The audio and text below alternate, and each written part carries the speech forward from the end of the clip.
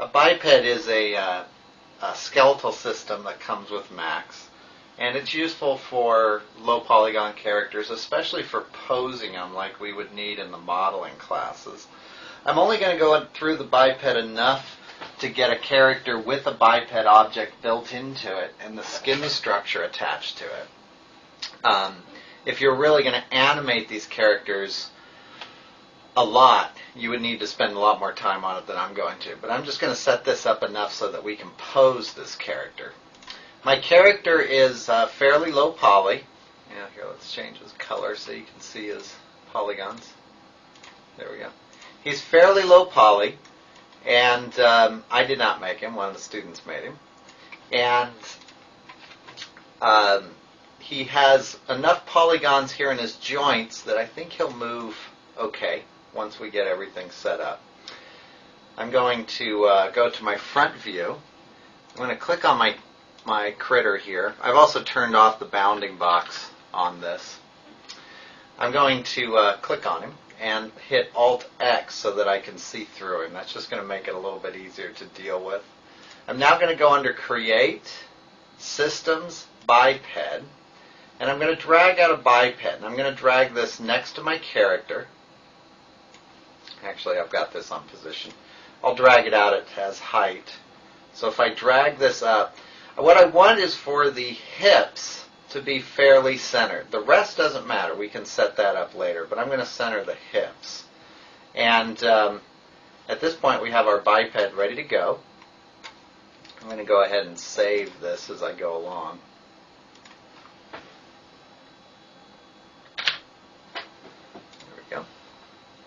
And I'm going to go under Motion.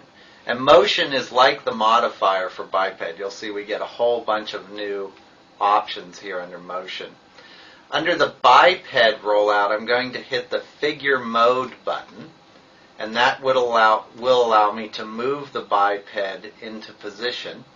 And I'm actually going to move it numerically so that it's perfectly centered. There we go. And now under biped, with this button clicked on, I have a structure button down here. And what that's going to allow me to do is add structure to my biped so that I can fit it to this character. Turn off the grid. And now I'm going to just change a few things. I'm going to give it a few more neck links. You can see instead of one now it has 3 neck links because I've got to cover this large area here in his neck.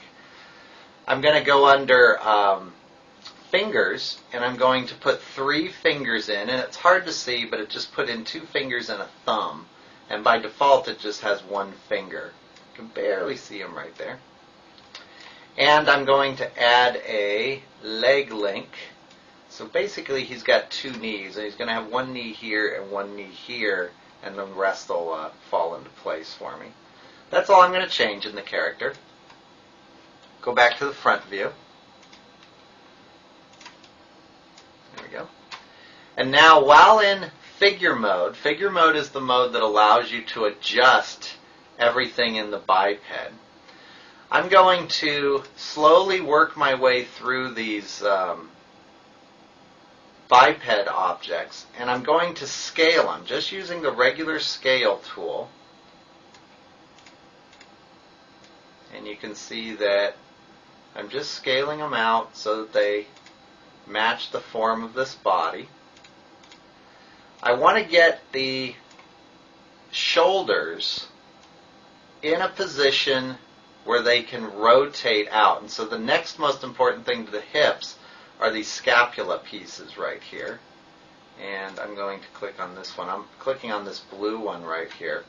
In fact, I'm going to turn back on the bounding boxes at this point, the selection bracket, so you can see which one I'm selecting.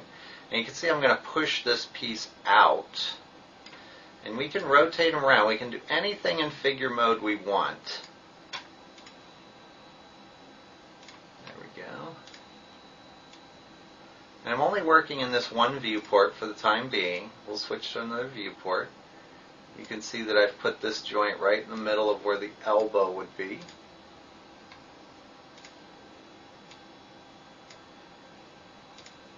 I'm just going to move this piece up a little bit. There we go.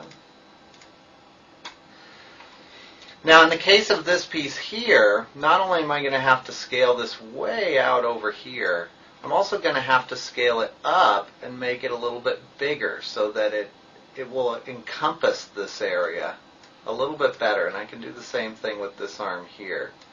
We can adjust these any way we want, but we want them to fit into the mesh pretty comfortably. And you can see here I'm going to need to rotate this back around. And his scapula right here is going to need to be rotated around a little bit too. There we go.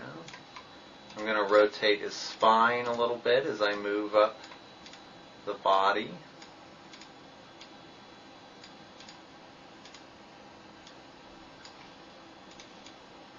Just so it kind of matches our character. But we want to move all these parts and pieces into a position where they fit right inside that body. Because these are all going to have bounding space around them that's going to affect the vertices in that mesh. There we go. The scapula here can be moved out a little bit more. And they do take some adjusting.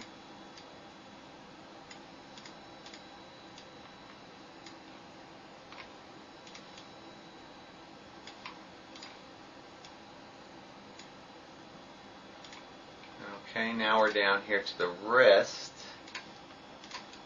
And this wrist is going to need some work. It doesn't matter if it intersects the skin so much. What really matters is that it, in general, fits in the skin.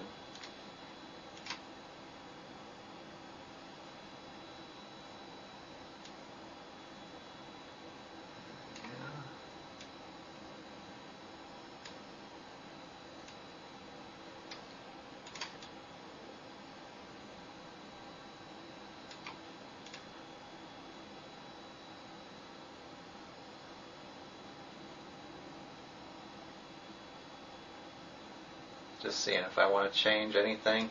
I think I'm going to keep these fingers simple. The fingers really take a lot of time to adjust, and I'm going to keep these fingers fairly simple so that I don't waste a lot of time on them. And remember, we only have to do one side of the body. The other side will be mirrored, so we don't have to worry about doing both sides the same.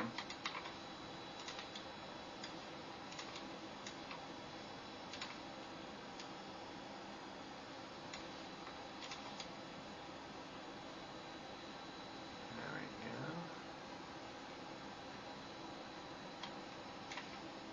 And there's a thumb hidden down in here. There it is.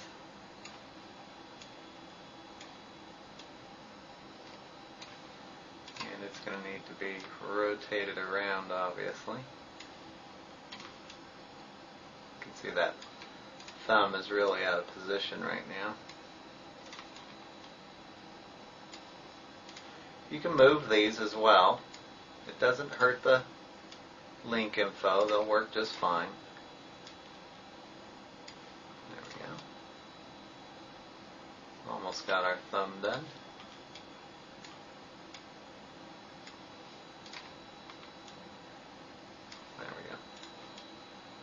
Okay, so that gets our wrist pretty much done. Looking pretty good. I'm going to adjust this scapula to really fit in here a little bit better than it is. There we go.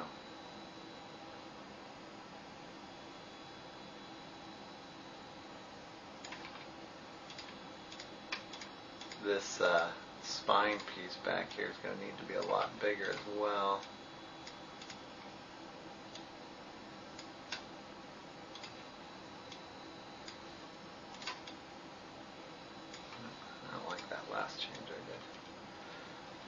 Okay, that's looking pretty good. We're going to go up to his neck now.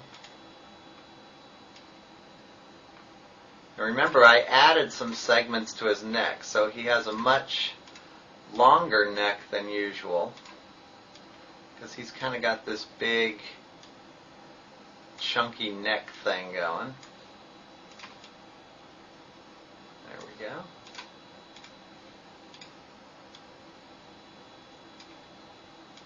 Takes a little guesswork. You kind of have to move up the body and guess a little bit as you go.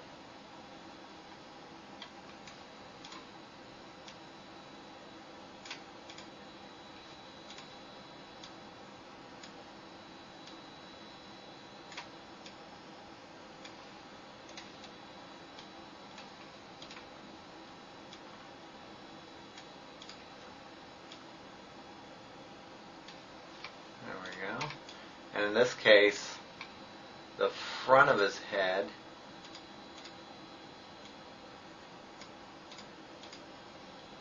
is going to be his face.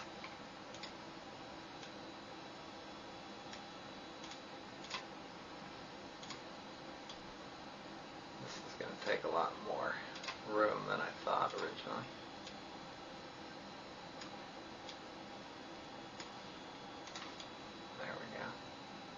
And you can see that head now is going to sit right in the front of his face.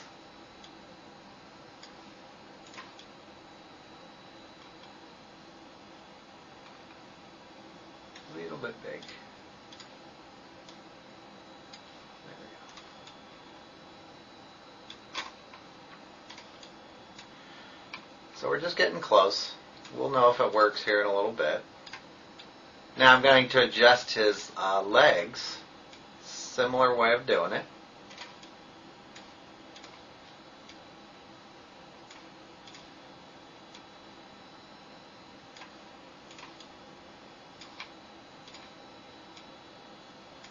There we go. You need some big chunky legs.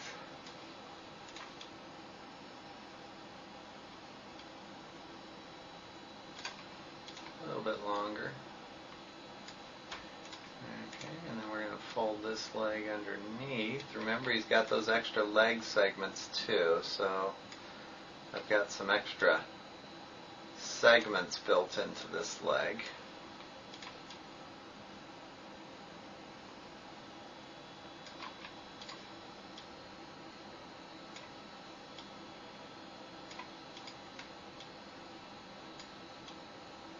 And you can see I'm having to adjust the bone above it to get the right angle here.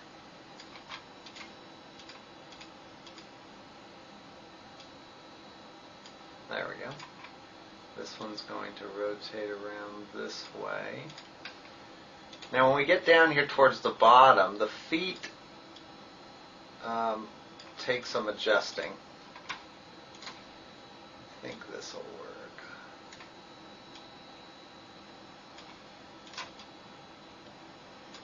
It's not so bad. That's looking all right. And then this bone here in the foot, we're going to stretch way out and down. Pull it up with the bone above it. There we go. I'm going to give him 2 toes as well. I forgot to do that earlier. Go.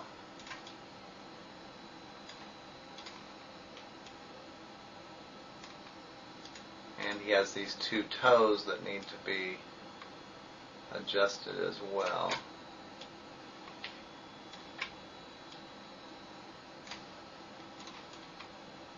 That's pretty good. Maybe a little bit higher. There we go.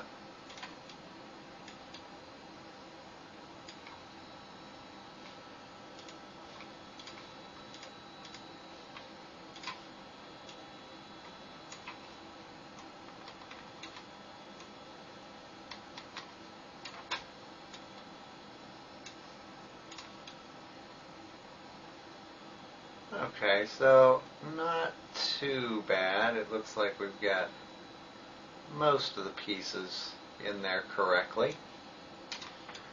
And I'm going to save the video here and we'll be right back. I'm also going to save the file here so you can follow along.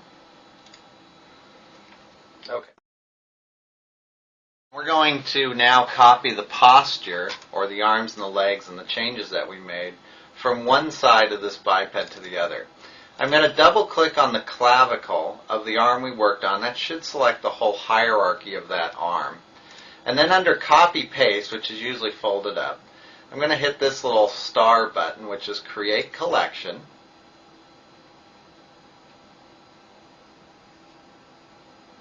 Yep. And then I'm going to hit copy posture. And that should put a little picture in here. The red areas are the areas that we're mirroring. Now I'm going to do the same thing to the other side. I'm going to double click on this green clavicle here. Selects the whole arm. And I'm going to say paste posture opposite. And that should put the arm in this side. I'm going to do the same thing with the legs. So we're going to say copy posture. You can see the legs all red here. And we're going to bulk up his skinny little leg on this side. There we go. And we're going to say copy posture opposite. And that should give us everything that we need. So now everything has been copied. And we're almost ready to go. Okay, we're going to now apply the skin modifier to this. Once the bones are in place, or the biped is in place, click on the main mesh and go to Modify. You can see it's Edit Poly. I'm going to drop this down and select Skin. And under Skin, I'm going to say Add, and I'm going to select everything that has a BIP file in front of it. Say Select. These now are in the object. If I was to select, say, this arm piece, the mesh will move with it. So everything is now installed in my character. If you get any vertices that are being left behind, you're going to, because at this point it would be a long time of editing envelopes to really get this to work correctly. And I can see some problems here in his legs where I didn't line that biped up as well as I should have. But he will basically work. The influence of these bones can be directed by, say, we grab, what is that we have here, the top of the leg. It would be toe, thigh. Okay, so if we were to select the left thigh and say Edit Envelopes, we can control these envelopes here. And you can see that by moving these rings in and out, that's too big, but if it's too small, you're going to leave parts of the body behind when he moves. So I want that other thigh here. What was that? That was left. There we go. This one. And I'm going to pull this out just a little bit there. So that's how you can edit the envelopes, and usually we would spend a long time editing those envelopes, but I just want enough here to pose my character. I've now posed the character using the bones with the skin modifier attached to the object, and I just did a quick pose and lit the scene pretty quickly. But you can see you can pose the characters fairly easily using this system. So if you're going to really animate these characters, it's going to take a lot more setup in the biped than we're going to cover in the class. But you can pose them and at least get them so they're not all stretched out and looking like they're being crucified like we usually model them. But anyways, play with the characters, and I've included the scenes here so you can kind of see the steps that went into this. And give it a try and see.